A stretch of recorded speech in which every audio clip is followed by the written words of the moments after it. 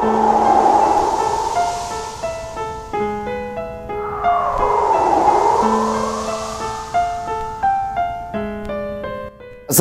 warahmatullahi wabarakatuh. Selamat malam semuanya teman-teman. Selamat datang kembali di channel kesayangan kita, channel Ilo Extreme.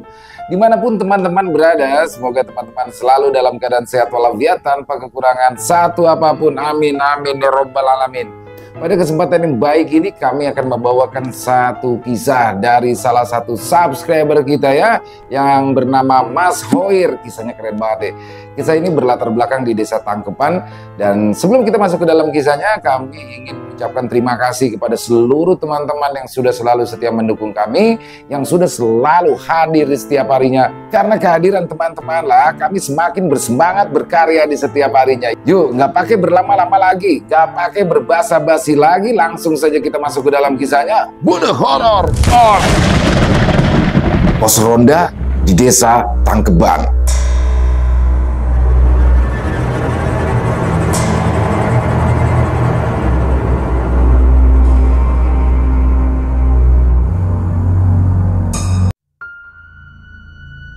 Kisah ini terjadi di Desa Tangkepan di Jawa Barat pada tahun 1990-an. Sama seperti pemandangan di desa lain, pagi di Desa Tangkepan selalu disambut dengan kokok ayam, embun masih menempel di dedaunan, memberikan kesegaran alami yang tidak bisa ditemukan di kota-kota besar. Desa Tangkepan dikenal sebagai penghasil padi yang melimpah. Hamparan sawah hijau terbentang luas sejauh mata memandang. Para petani bekerja dengan tekun di bawah sinar mentari. Mereka membajak, menanam, dan merawat tanaman padi dengan sepenuh hati. Hasil panen padi selalu melimpah setiap musimnya. Bukan hanya mencukupi kebutuhan hidup warga desa, tetapi juga menjadi sumber penghasilan utama yang akan dijual ke kota-kota terdekat. Setiap paginya, ada rombongan ibu-ibu yang membawa hasil bumi seperti sayuran, buah-buahan, dan tentu saja beras hasil panen. Desa Tangkepan juga terkenal dengan keramahan warganya. Setiap orang yang datang, baik itu tamu maupun para pendatang, selalu disambut dengan senyuman hangat dan keramahan yang tulus. Gotong royong adalah nilai yang sangat dijunjung tinggi di desa ini. Tidak jarang terlihat warga desa saling membantu dalam berbagai kegiatan, mulai dari membangun rumah hingga bekerja sama di sawah. Masa itu, Desa Tangkepan selalu tampak damai dan subur di siang hari. Namun, ketika matahari mulai terbenam, suasana desa berubah drastis.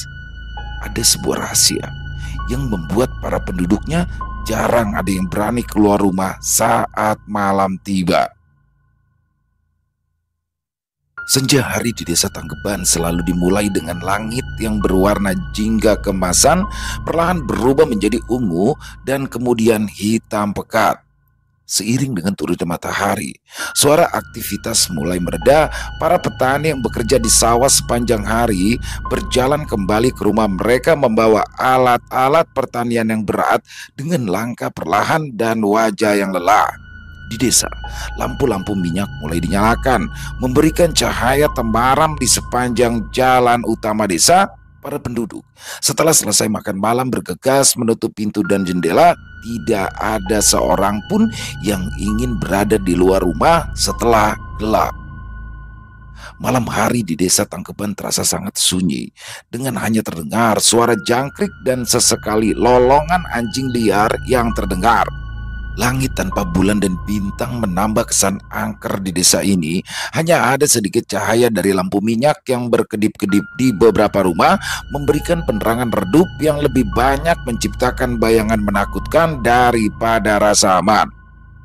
Angin malam berembus pelan, membawa suara gemerisik daunan dan desahan yang hampir seperti bisikan. Di tengah kesunyian yang pekat, suara langkah kaki kecil terdengar di jalan berdebu yang memanjang dari gerbang desa. "Masih jauh ya, Bu?" anak kecil bertanya setengah merengek. Tas besar di punggungnya membuat anak itu semakin lambat berjalan. Ibunya menoleh. "Sabar ya, sebentar lagi kita sampai." Dia berbohong, tentu saja. Akan tetapi Siti tentu tidak bisa mengaku begitu saja pada anaknya yang sudah sangat kelelahan. Mereka tersesat. Dan rencananya Siti akan menuju rumah temannya, tetapi ojek yang dinaiki justru menurunkan mereka di depan gerbang desa Anta Branta ini. Belum sempat Siti bertanya apakah mereka benar sudah sampai di desa tujuannya, si tukang ojek itu sudah berlalu pergi. Suara motor yang keras membuat suara Siti semakin tak terdengar ketika ia berusaha memanggil-manggil si tukang ojek. "Sepi sekali Bu di sini," ujar anaknya lagi sambil mengusap dahi yang basah oleh keringat. Siti memandang anaknya iba. Punggung kaos lengan pendek yang dipakai Paijan juga tampak basah berkeringat, sama seperti kerudung yang kusut dan baju yang dipakai Siti saat itu. Mereka berdua tampak kotor setelah menempuh perjalanan panjang dan terlihat sangat kelelahan. Paijan, anak laki-laki berusia 10 tahun itu berjuang membawa tas sekolah yang tampak terlalu berat untuk tubuhnya yang kecil. Berusaha untuk tetap tegak meskipun jelas bahwa dia hampir tak bisa melangkah lagi. Wajahnya menunjukkan kelelahan luar biasa dan matanya yang besar terlihat mengantuk tapi tetap waspada. Tas besar yang dibawa Siti tampak penuh sesak, seolah berisi seluruh harta benda mereka. Setiap langkahnya terdengar berat dan juga lambat, menunjukkan beban fisik dan mungkin juga beban emosional yang ditanggungnya. Paijan dengan tas sekolahnya yang sudah lusuh berjalan di samping ibunya sambil sesekali mengusap keringat di dahinya. Setiap kali mereka melangkah, bunyi ranting patah di bawah kaki mereka terdengar jelas di tengah kesunyian malam. Siti berusaha untuk tetap tenang, meskipun dia sendiri tidak tahu apa yang menanti mereka di depan sana. Mereka berasal dari Jakarta, melarikan diri ke sebuah desa kecil yang ada di Jawa Barat ini karena ingin menyelamatkan diri dari Cokro. Lidah Siti terasa keluh saat ia mengingat nama Cokro. Lelaki yang telah belasan tahun menjadi suaminya itu selalu ringan tangan kepada Siti, tidak peduli sekecil apapun kesalahan yang dilakukannya. Perkara kopi yang kurang manis bisa berakhir dengan tamparan di pipi. Lambat menyiapkan air hangat untuk mandi berakibat pukulan bertubi-tubi di tubuh Siti. Siti pun sudah tidak tahan menjadi samsak hidup Cokro. Dia semakin tidak bisa menerima ketika Paijan, anak satu-satunya Siti, juga menjadi bulan-bulanan sang bapak. Siti mantap. Dia memutuskan untuk mengambil sertifikat tanah mereka yang selalu tersimpan aman di lemari. Cokro tak pernah mengira jika suatu hari sang istri akan nekat mencuri sertifikat tanah mereka. Sertifikat itu pun langsung digadaikan oleh Siti. Setelah mendapatkan uang, dia pun langsung kabur meninggalkan kota Jakarta, tentu saja dengan membawa serta sang anak. Dia sengaja pergi sejauh mungkin menuju rumah temannya bekerja dulu yang mengaku tinggal di salah satu desa yang sepi. Siti yakin Cokro pasti kelabakan. Bukan hanya kelabakan. Lelaki itu pasti akan mengamuk hebat ketika tahu jika tanah dan rumahnya sudah digadaikan oleh Siti. Dan karena alasan itu pula, Siti memilih pergi ke tempat yang tidak pernah diduga oleh Cokro. Dia tidak ingin mati konyol hanya karena Cokro berhasil mengendus jejaknya. "Ijan capek Bu," Paijan mengeluh pendek. Siti menghela nafas, dia hanya bisa menghibur anaknya agar bisa bertahan sedikit lagi. Ketika mereka melewati rumah-rumah di tepi jalan, Siti sesekali menoleh ke arah jendela-jendela yang tertutup rapat. Tidak ada tanda-tanda kehidupan di dalam rumah-rumah itu, hanya bayangan-bayangan samar yang terkadang terlihat di balik tirai. Aneh, seolah-olah ini adalah desa mati yang sudah ditinggalkan penduduknya, walau ia tahu bahwa orang-orang di dalam rumah hanya bersembunyi dari kegelapan malam. "Ayo nak, sedikit lagi," bisik Siti dengan suara serak. Paijan mengangguk lemah, menggigit bibir bawahnya untuk menahan rasa lelah. Dia terus berjalan. Langkahnya semakin berat seiring perjalanan. Jalanan mulai menurun sedikit, menambah sulit perjalanan mereka berdua. Suara anjing melolong dari kejauhan membuat mereka berdua terhenti sejenak. Paijan menggenggam tangan ibunya lebih erat sehingga Siti bisa merasakan ketakutan anaknya yang merambat padanya. Ia berusaha memberikan senyuman untuk menenangkan Paijan meskipun hatinya sendiri dipenuhi kekhawatiran. Di depan mereka, Jalanan yang semakin gelap dan juga sepi seolah tidak berujung. Pepohonan besar dengan ranting-ranting yang menjulur seperti tangan raksasa di kedua sisi jalan menambah suasana seram. Beberapa daun jatuh ditiup angin yang berdesir pelan, menimbulkan suara seolah berbisik di telinga mereka. Tiba-tiba Siti melihat sebuah rumah tua yang tampak sedikit lebih terang dibandingkan rumah yang lainnya. Sebuah lampu tampaknya masih menyala. Itu terlihat dari bayangan yang bergerak-gerak di jendela. "Kita istirahat sebentar di sana ya Pak Ijan," kata Siti sambil mengarahkan anaknya menuju rumah tersebut. Mereka berdua mulai mendekati rumah itu dengan langkah yang semakin berat. Ketika mereka sampai di depan pintu, Siti mengetuk pelan. Suara ketukan itu terdengar nyaring di tengah kesunyian malam. Setelah beberapa detik, pintu terbuka perlahan mengeluarkan suara derit yang menyeramkan. Seorang perempuan tua dengan wajah keriput dan rambut putih muncul di balik pintu. Matanya yang mulai berkabut memandang Siti dan juga Paijan dengan tatapan curiga. "Ada apa malam-malam begini?" tanyanya dengan suara serak khas perempuan tua. Siti mencoba untuk tersenyum meskipun kelelahan jelas tampak di wajahnya. "Kami dari kota, Bu, tapi tersesat di sini. Kami sedang mencari tempat untuk beristirahat sebentar."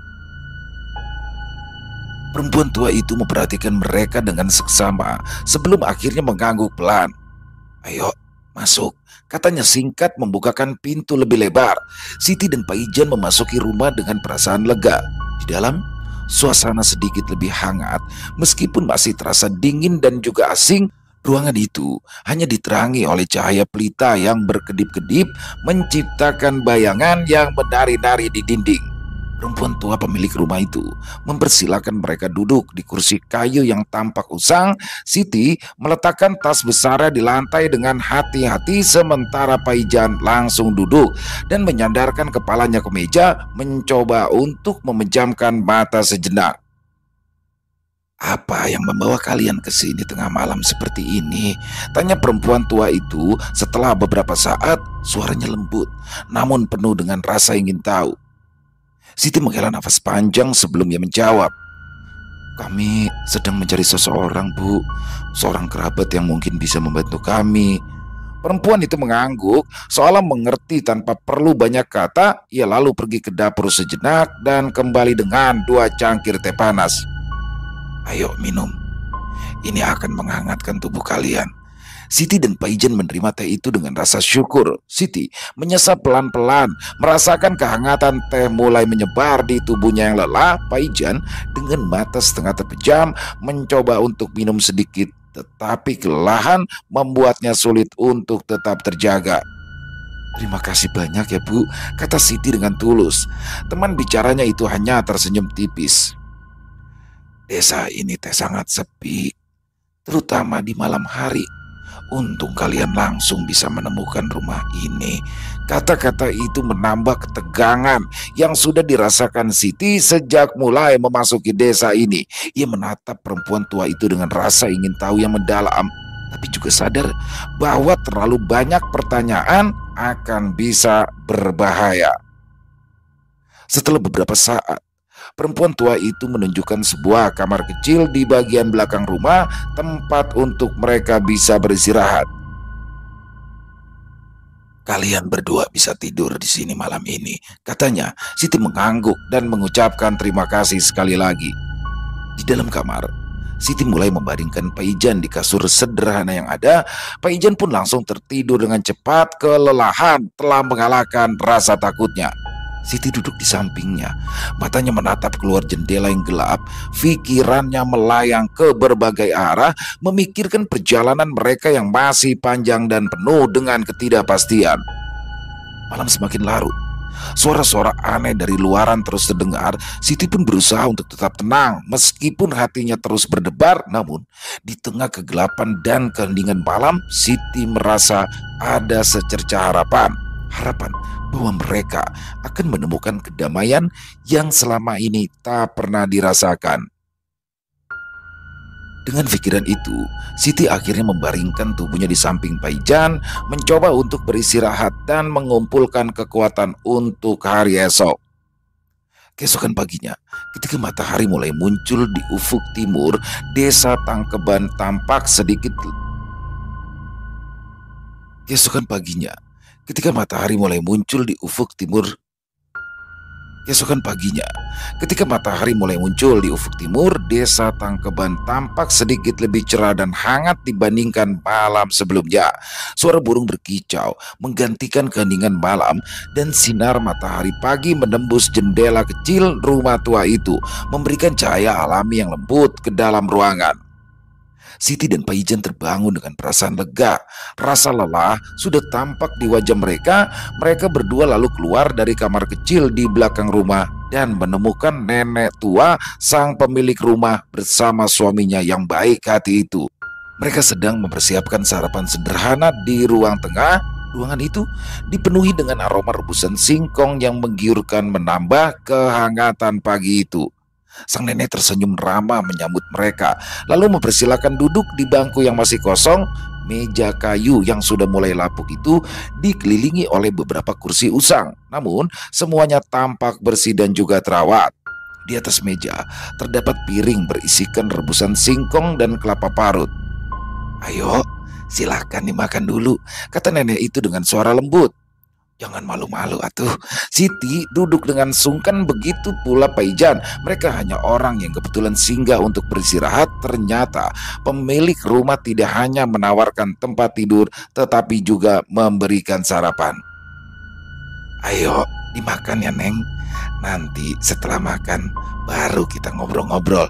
Nenek yang mengaku bernama Esi itu memandang Paijan iba, lalu ia berkata lagi, "Ayo dihabiskan ya cu. Kamu teh pasti kelelahan setelah perjalanan jauh kemarin malam." Tampaknya Paijan pun sudah sangat kelaparan, sehingga tanpa malu-malu lagi ia pun mulai memakan singkong rebus itu dengan lahap. Di tengah suasana hangat itu, Aki Dadang mengamati mereka dengan tatapan penuh perhatian. Setelah beberapa saat, ia pun membuka percakapan dengan suara berat dan penuh rasa ingin tahu. "Mau kemana, Neng? Kok kemarin malam berani-beraninya berkeliaran?" tanya Aki Dadang sambil menyedot pipa rokoknya. Siti berhenti sejenak, menelan potongan singkong yang sedang dikunyahnya. Dengan suara pelan ia menjawab, "Saya sebenarnya mau mencari rumah kosong untuk tempat tinggal kami berdua, kek." "Jangan panggil kakek atuh, panggil saja Aki Dadang," tukas Aki Dadang. Matanya yang tajam menatap Siti seolah ia menilai ketulusan dan juga niatnya. "Oh, cari rumah ya," gumamnya sambil mengusap janggut putihnya yang tebal. "Sepertinya Teh Aki tahu rumah kosong yang mungkin saja bisa jadi tempat tinggalmu. Tapi apa kamu mau menempati rumah itu?" Siti yang mulai merasa jika ada harapan baru menatap Aki Dadang itu dengan mata yang berbinar. Ya, saya mau Ki. Tapi harganya berapa?" Aki Dadang menyandarkan tubuhnya di kursi lalu menghembuskan asap rokoknya ke udara sebelum menjawab. "Harganya teh murah, cuma 5 juta. Tapi Aki kasih harga spesial untuk kamu. Cuma 3 juta aja, Neng." Siti terkejut kala mendengar harga itu. Ia tidak menyangka akan mendapatkan tawaran seperti ini. Wajahnya menunjukkan ekspresi campuran antara kegembiraan dan juga ketidakpercayaan. Saya mau Ki. Kebetulan uang saya pas 3 juta. Nini Esi yang sedari tadi dia memperhatikan tersenyum tipis kala melihat reaksi dari Siti. "Kamu teh beruntung, Neng. Rumah itu memang sudah lama kosong dan kami ingin ada yang merawatnya lagi." Siti mengangguk penuh semangat, merasakan beban yang selama ini menekan baunya sedikit berkurang. "Terima kasih banyak Ki. Nih, kalian berdua benar-benar sudah menolong kami." Aki Dadang berdiri perlahan, gesturnya menunjukkan bahwa ia akan mengantar mereka untuk melihat rumah itu. "Ayo, setelah sarapan kita segera pergi ke sana. Biar kamu lihat sendiri rumahnya ya." Setelah selesai makan, Siti dan Paijan mengikuti Aki Dadang keluar rumah. Udara pagi yang segar menyambut mereka dengan sinar matahari yang menghangatkan tubuh. Desa Tanggeban di pagi hari tampak jauh berbeda. Dengan suasana malam yang menakutkan, anak-anak mulai keluar rumah bermain di halaman dan beberapa orang dewasa terlihat bersiap untuk memulai hari mereka di sawah. Mereka berjalan menyusuri jalanan desa yang berdebu. Aki Dadang berjalan perlahan namun mantap menunjukkan jalan dengan tongkat kayunya. Siti dan Pak Ijan mengikuti di belakang. Mata mereka memperhatikan setiap detail desa yang mulai hidup dengan aktivitas pagi. Setelah beberapa menit berjalan, mereka tiba di sebuah rumah tua yang agak terpencil di ujung desa. Rumah itu tampak kokoh meskipun sudah lama tidak ditempati. Dindingnya terbuat dari kayu yang masih kuat dan atap genting yang sedikit miring menunjukkan usia bangunan ini. Halamannya dipenuhi rumput liar yang tumbuh dengan subur. "Ah, ini rumahnya," kata Aki Dadang sambil menunjuk ke arah pintu depan. "Rumah ini teh sebenarnya milik teman saya yang sudah lama pindah. Dia pergi meninggalkannya begitu saja dan sekarang itu sudah lama kosong."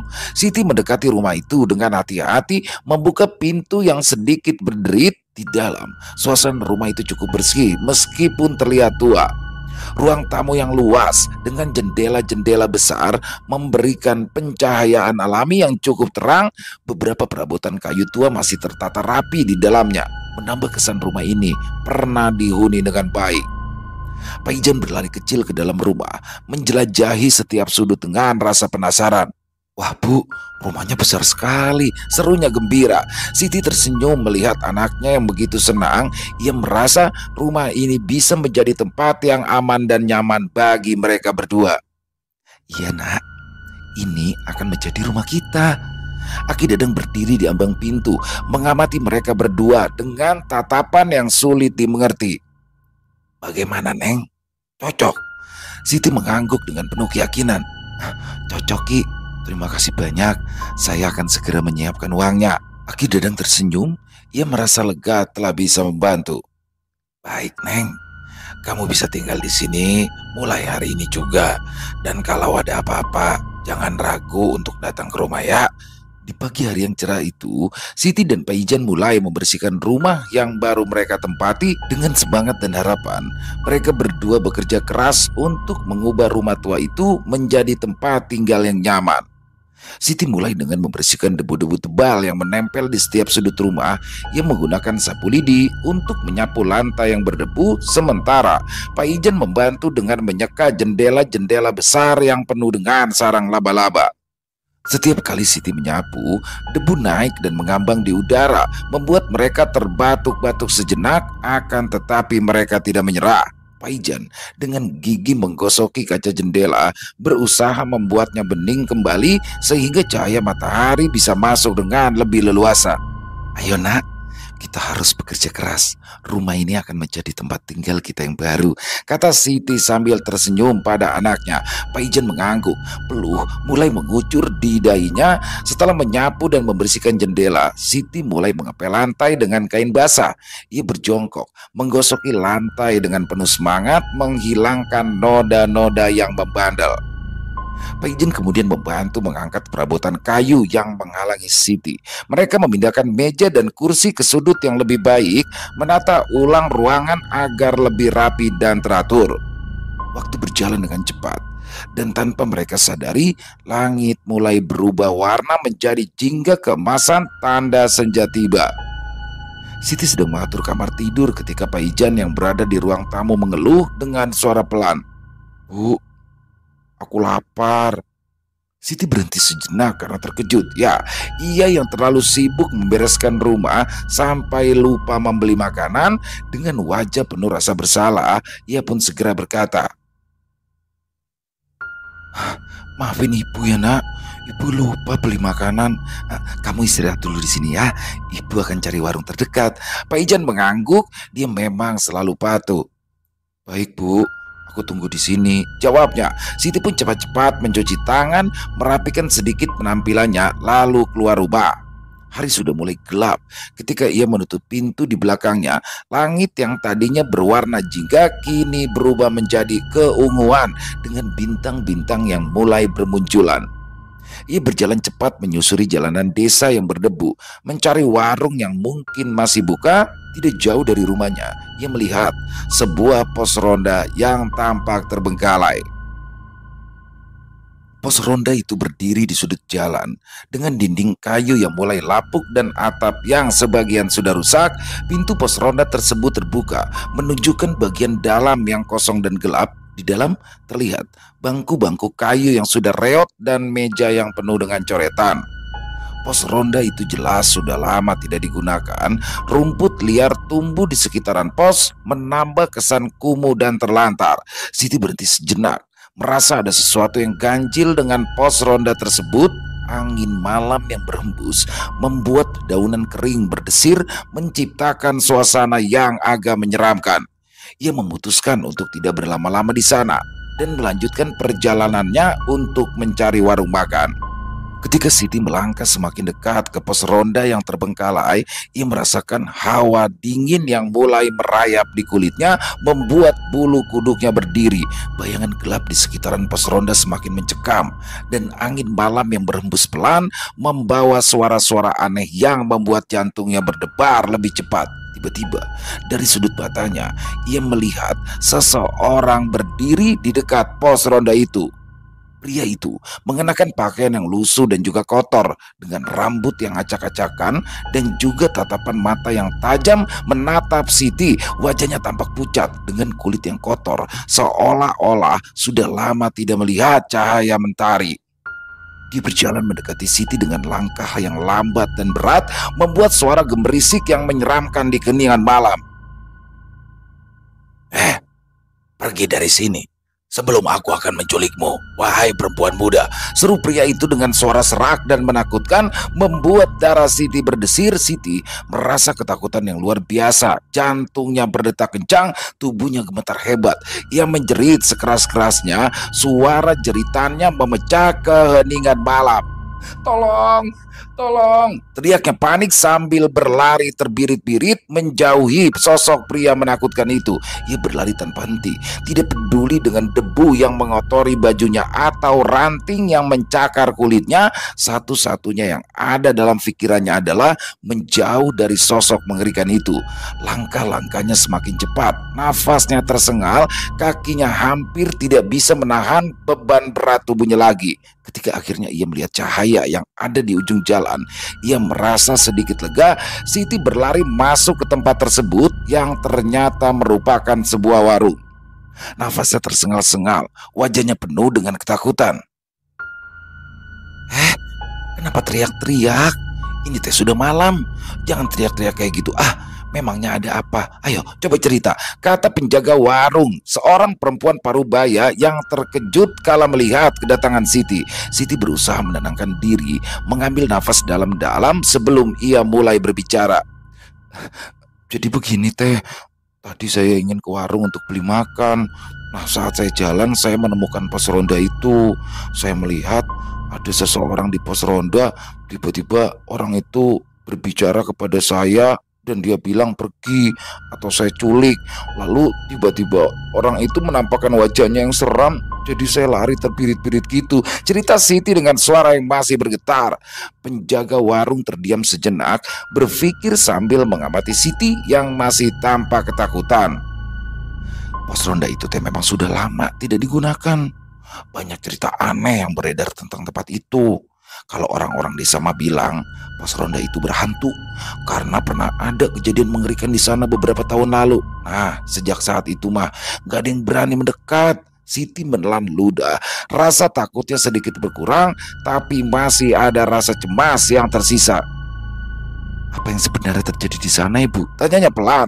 Penjaga warung menurunkan suaranya, seolah-olah tidak ingin didengar oleh orang lain. "Dulu mah di sana itu ada kejadian bunuh diri. Beberapa orang sih bilang dia depresi, yang lain bilang katanya dia dibunuh. Nah, semenjak itu mah pos ronda itu tidak pernah dipakai lagi, dan seringkali orang yang lewat sana tuh ngelihat bayangan atau juga dengar suara-suara aneh." Siti merasakan bulu kuduknya kembali berdiri. "Tapi tadi saya melihat orang dan dia mengancam saya," katanya dengan suara yang hampir berbisik. Penjaga warung mengangguk pelan. Kamu sekarang harus hati-hati ya, Neng. Jangan pernah lagi deketin pos ronda itu ya, terutama di malam hari. Siti mengangguk, wajahnya masih tampak tegang. Terima kasih, saya akan ingat itu. Namun, ia kembali panik saat ia teringat akan Paijan yang ditinggal di rumah seorang diri. Siti pun segera membeli beberapa bahan makanan. Setelah membayar, pemilik warung kembali berpesan, "Sebaiknya teh kamu cepat pulang, Neneng. Hati-hati di jalan ya."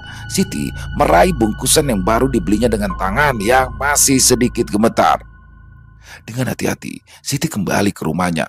Jalan yang tadi dilaluinya terasa lebih panjang dan menyeramkan setelah ia mendengarkan cerita dari penjaga warung. Setiap bayangan dan suara-suara aneh membuatnya waspada, tapi dia tetap melangkah dengan cepat, berusaha menjauh dari pos ronda yang terbengkalai itu. Sesampainya di rumah, Pak Ijan menyambutnya dengan wajah khawatir. "Kenapa lama sekali sih, Bu?" Siti mencoba tersenyum meskipun rasa takut masih menghantui pikirannya. "Maafkan ibu ya, John. Tadi tuh ibu kebingungan untuk nyari-nyari warung yang masih buka." Siti mulai menyiapkan makanan, tetapi pikirannya masih terus melayang kembali ke pos ronda terbengkalai. Ia merasa bahwa desa ini memiliki sebuah misteri sehingga Siti harus lebih berhati-hati untuk melindungi dirinya dan juga Paijan.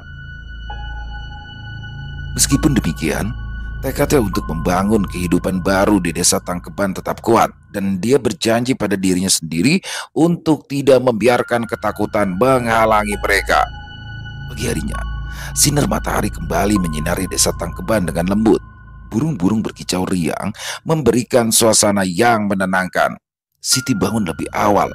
Walau malam sebelumnya ia mengalami kejadian yang menyeramkan, ia memutuskan untuk melanjutkan membersihkan rumah barunya, berharap bisa membuatnya nyaman secepat mungkin untuk dia dan juga Paijan. Dengan sapu di tangan, Siti mulai menyapu halaman depan yang penuh dengan dedaunan kering dan ranting. Langkahnya mantap, meski pikiran tentang kejadian malam sebelumnya masih menghantui. Debu-debu berterbangan saat ia menyapu. Tak lama kemudian, Siti melihat nenek baik hati yang pertama kali menampungnya datang. Ia mendekat. Nenek itu berjalan perlahan dengan bantuan tongkat dan tersenyum lembut ketika melihat Siti yang sedang sibuk bekerja. "Sibuk, Neng?"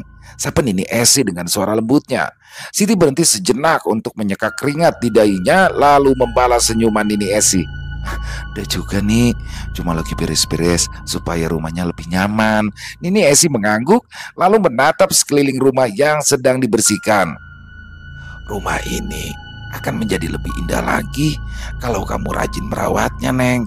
Mereka berdua duduk di beranda rumah. Di atas bangku kayu yang sudah mulai lapuk, Siti merasa ada kesempatan untuk menceritakan kejadian malam sebelumnya.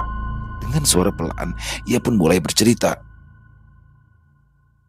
"Nih, tadi malam saya itu mengalami sesuatu yang sangat menakutkan," kata Siti sambil menatap Nini Esi dengan tatapan serius. Nini Esi mengerutkan kening, menatap Siti dengan penuh perhatian.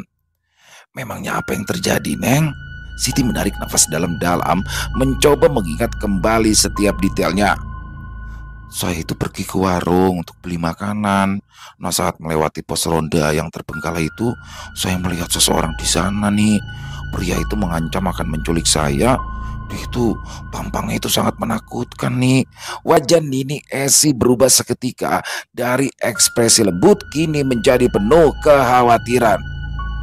"Kamu teh benar-benar bertemu dengan orang itu?" tanyanya ingin memastikan. Siti mengangguk, ekspresi wajahnya serius. "Iya nih, dia bahkan berbicara pada saya dan juga mengancam saya." Nenek itu menghela nafas panjang, wajahnya kini nampak tegang. "Begini, Neng, dulu teh ada seorang lelaki pengangguran yang sering menghabiskan waktu di pos ronda itu. Dia itu sangat miskin, tidak ada yang mau menikah sama dia. Dia sering mabuk-mabukan dan juga sering membuat onar di desa. Tetapi suatu hari dia teh berhasil ngerayu salah satu janda yang ada di sini. Mereka berdua akhirnya menikah. Tapi setelah beberapa tahun menikah, lelaki itu memutuskan gandir di pos ronda. Setelah itu ya, pos ronda yang biasa jadi tempat tongkrongannya itu dibiarkan terbengkalai. Orang-orang desa percaya Kalau roh lelaki itu masih berkeliaran di sana, lanjut Nini Esi dengan suara yang semakin pelan seolah-olah takut didengar oleh sesuatu yang tak kasat mata. Siti merasakan bulu kuduknya meremang. Apakah tidak ada yang berusaha mencari tahu lebih lanjut tentang alasannya Bundir nih? Nini Esi menggeleng pelan. Tidak ada yang berminat mencari tahu. Warga di desa ini justru merasa lebih senang karena lelaki itu mati. Loh, sebenarnya apa yang terjadi nih? Tanya Siti penasaran. Nini Esi tampak kesulitan bercerita sejenak, tapi kemudian ia berkata lagi. Lelaki itu menikah dengan janda yang merasa kasihan melihatnya. Nini teh sudah memperingatkan perempuan itu supaya jangan tergesa-gesa mengambil keputusan, tapi mereka tetap menikah. Menurut Nini Esi, pernikahan antara janda dan lelaki pengangguran itu tidak pernah berjalan damai. Mereka selalu mendengar pertengkaran hebat di antara keduanya. Sang istri marah karena suaminya lebih banyak menghabiskan waktu di pos ronda sambil bermain catur daripada bekerja menggarap sawah. Tapi saat kehabisan uang untuk membeli tembakau, lelaki pengangguran itu selalu saja mengamuk pada istrinya, tidak segan-segan memukulinya sampai istrinya bersedia memberikan uang. Lalu suatu hari, istri si lelaki itu menghilang begitu saja dan tidak terlihat lagi di desa, sementara sang suami masih terlihat berkeliaran di desa sebelum pada akhirnya ditemukan Gandir di pos ronda. Siti terdiam sejenak, memikirkan apa yang baru saja didengarnya. Kejadian itu hampir sama dengan apa yang sudah dialaminya sebelum ia melarikan diri ke desa ini. Lalu apa yang harus saya lakukan nih? Saya takut kejadian semalam itu terulang lagi. Siti bertanya dengan hati yang sedikit gundah. Nini Esi memegang tangan Siti dengan lembut, menatapnya dengan mata penuh kebijaksanaan. Yang terpenting teh kamu harus berhati-hati. Jangan lewat pos ronda itu lagi, apalagi di malam hari. Bawa selalu doa dan niat baik dalam setiap langkahmu. Roh-roh jahat itu biasanya tidak akan mendekati orang yang berdoa dan berserah kepada Tuhannya. Siti mengangguk. Ia merasakan sedikit ketenangan dari kata-kata sang nenek. Terima kasih ya Nik. Saya akan berhati-hati. Nini Esi tersenyum lalu kembali menenangkan suasana. Sudah atuh, jangan terlalu dipikirkan. Ayo cepat, kamu lanjutkan lagi bersih-bersih rumah. Nini juga membawa beberapa makanan untuk anak kamu yang rajin itu. Siti menatap Nini Esi dengan tatapan terharu. Ia yang semula enggan menceritakan alasan dari pelariannya sehingga sampai di desa tersebut akhirnya memutuskan untuk berkata jujur. Mata Nini Esi berkaca-kaca kala melihat lengan Esi yang masih nampak membiru bekas penganiayaan terakhir Cokro. Nini Esi juga mengumpat pelan saat Siti memperlihatkan bekas luka bakar setrika di punggungnya. Suami saya meletakkan setrikaan panas itu karena saya lupa menyetrika bajunya nih, ujar Siti sambil menggigiti bibir. Ia masih belum lupa rasa panas yang harus ditanggungnya kala itu. Siti tidak pernah menangis ataupun berteriak kesakitan saat sedang disiksa oleh Cokro. Bukan karena ia kuat, tetapi karena ia yang tak ingin menerima siksaan yang lebih berat lagi. Cokro tidak menyukai air mata. Dia benci orang yang lemah. Nini Esi mengucapkan istighfar berkali-kali. Ia mengusap dadanya sambil menatap Siti prihatin. Sudah ya Neng, kamu mah tinggal saja di sini. Jangan khawatir, jangan pernah khawatir suamimu akan berhasil menemukan kamu di sini. Kami semua akan menutupi keberadaanmu. Air mata Siti meleleh. Kalimat sederhana itu berhasil menyentuh hatinya sehingga ia menangis terseduh-seduh karena akhirnya merasa telah berada di tempat yang aman. Setelah puas meluapkan isi hatinya, Siti pun kembali membersihkan rumah sementara Nini Esi segera menyiapkan makan siang menggunakan bahan yang dibawanya. Rumah yang sebelumnya tampak usang dan menyeramkan itu kini perlahan berubah menjadi tempat yang lebih hidup dan nyaman. Setiap sudut yang dibersihkan, setiap jendela yang dicuci, dan setiap perabotan yang ditata ulang membawa nuansa baru ke dalam rumah itu. Siti merasa bahwa ia bisa menghadapi apapun asalkan dia memiliki tekad yang kuat, terlebih kini ada orang-orang baik di sekitarnya. Siti pun berasa lega ketika langit masih terang saat ia mulai menggali lubang untuk tempat pembuangan sampah di halaman belakang rumah barunya. Dengan cangkul di tangan, ia mulai menggali tanah yang masih lembab bekas hujan semalam. Bau tanah basah menguar di udara seiring dengan setiap galiannya. Saat cangkul menyentuh sesuatu yang keras, Siti hanya berpikir jika itu mungkin hanya sebuah batu besar atau akar pohon yang menjalar di dalam tanah. Dengan hati-hati, dia mulai menggali lebih dalam untuk menyingkirkan penghalang tersebut. Tiba-tiba, skopnya menghantam sesuatu yang lebih keras daripada batu ataupun akar. Ada suara tok yang bergema di udara dan tanah terhenti. Siti mendesah lelah, pikirannya berputar untuk melanjutkan pekerjaannya. Tapi ketika ia menarik skopnya untuk mengeluarkan apapun yang menghalanginya, ia melihat sesuatu yang membuatnya berteriak kaget. Ya, di dalam lubang yang baru saja ia gali, tergeletak sebuah benda yang terlihat seperti tengkorak manusia. Siti membeku di tempatnya, matanya terbelalak dan tangannya yang masih memegang skop tergantung di udara. Hatinya berdegup kencang dalam kepanikan dan ketakutan. Astagfirullah, bisiknya pelan sambil menatap benda yang mengerikan di hadapannya. Lantas ia segera memanggil Nini Esi. Berita penemuan tengkorak oleh Siti cepat menyebar ke seluruh penjuru desa. Warga yang mendengar segera berlarian ke halaman rumah Siti, masing-masing dengan ekspresi campur aduk antara penasaran dan juga khawatir. Mereka segera mencapai tempat Siti walau dengan nafas terengah-engah mengelilingi lubang yang masih terbuka itu dengan cemas. "Ada apa nih?" tanya salah seorang warga kepada Nini Esi yang sangat dikenalnya.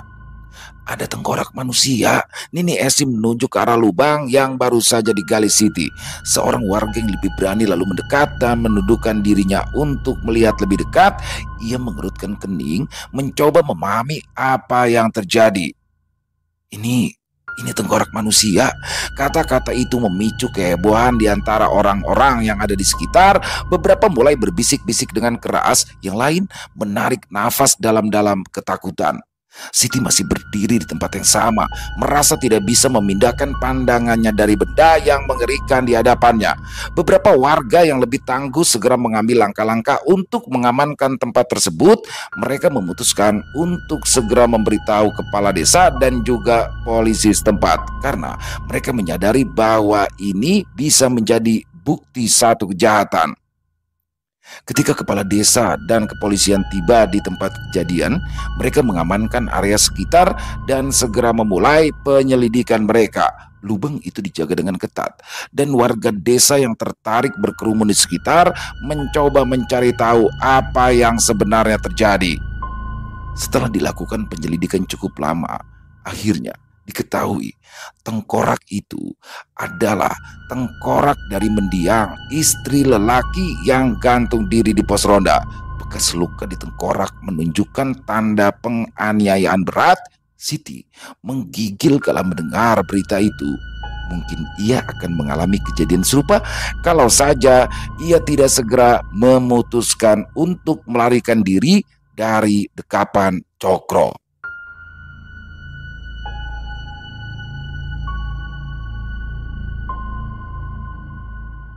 Selesai. Wow, luar biasa kisah perjalanan hidup Siti ya, yang sangat kelam, disiksa suaminya yang semena-mena sampai akhirnya membawa ia beserta anaknya Paijan ke desa Tangkeban.